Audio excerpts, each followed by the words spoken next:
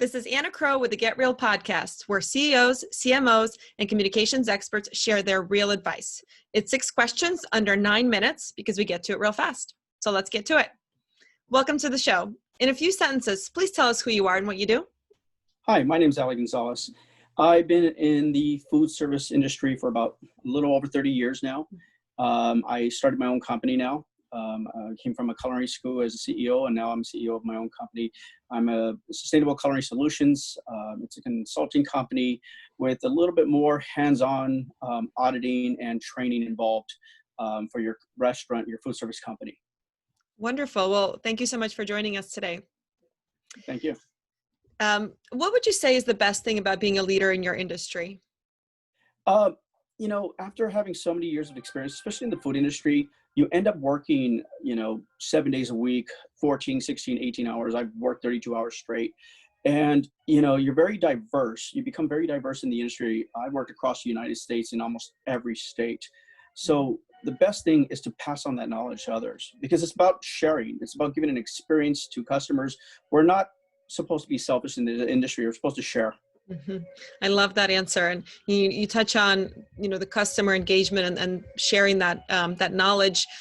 I hear from other successful executives that creating those authentic connections, whether it's with customers, partners, or employees, can be challenging with all the noise today. I'd love to hear your take on that.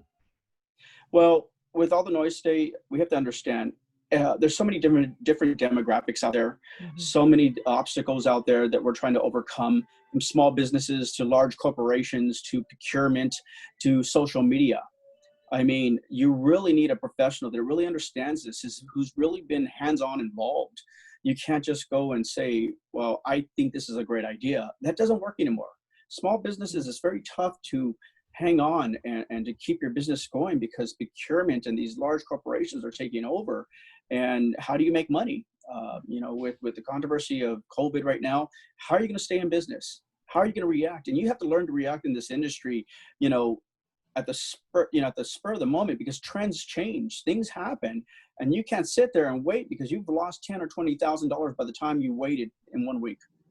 You're so right, and this industry particularly has been heavily impacted. So, you share some really great advice there. Do you have any other real advice? Anything else that you think other leaders should be aware of? Listen, consult, and I have to say, if you're not sure what to do, you hire a food service consultant. You get involved right away. You don't sit back and say, well, maybe we should try this. Let's try a new menu. No, it's about trending. It's about what your community, you really have to research the local community around you. What are they looking for? What's going to work? The testing the market. Like if you want to do salmon to go, if you have to cook the salmon 3/4 of the way to serve it at somebody's home, is it going to turn cold? Is it going to dry out? Are these vegetables going to wilt?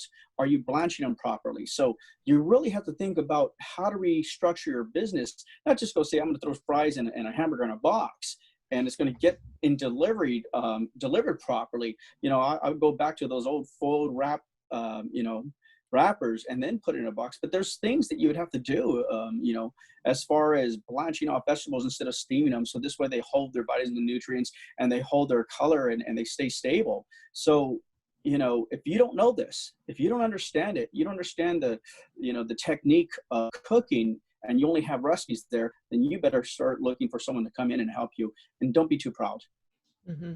Well, that's great advice. And you're right. It goes back to really understanding your customer, right? The markets where you operate, and then the product and planning ahead, really, really having that information. So that's really great advice. Thank you so much for sharing.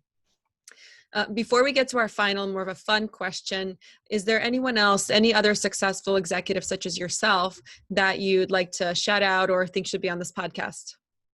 I have a couple of brothers. They owned a small corporate dining company called Anthony and Stephen Pecoraro.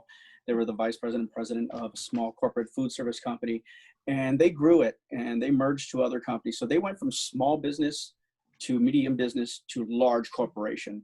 So they were able to have their hands on, and they were able to see the trends over the last 40 years and what they built and how to grow it, how to merge, and then they seen what large corporations did. So they will be able to advise you on any aspect of the business. Fantastic. It sounds like they had some great experience. They did. Very cool. Well, our final question is more of a fun one, as I mentioned. Tell us about your first job.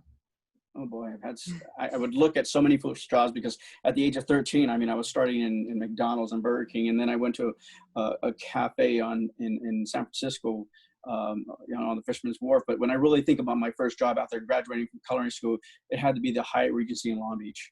That's where I really had hands-on, and for some reason, I just woke up one day and I understood it. I understood height, color, texture, and I used to show up 5 to 6 hours early before my shift. This is before labor laws really took over.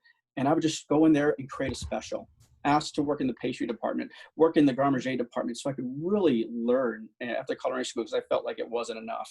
And then I would, restaurant time was 2:30 to start work, and then I'd go right in there. But I'd show up sometimes 8, 9, 10, 11 o'clock in the morning just to really put out an exceptional product so I can go out of my way, because the industry is about love. It wasn't about money. It's not about attention and winning contests. It was about sharing an experience. And that's what I got out of it. What you give to the industry, you get back. That's fantastic. And I'm sure you've taken that along the way, and still looking at it the same way. So that's great experience. Wonderful. Well, thank you so much for being on. And for everyone tuning in, this is Anna Crowe with the Get Real podcast. For more insights, visit us at crowepr.com. Thanks so much and make it a great day. Thank you.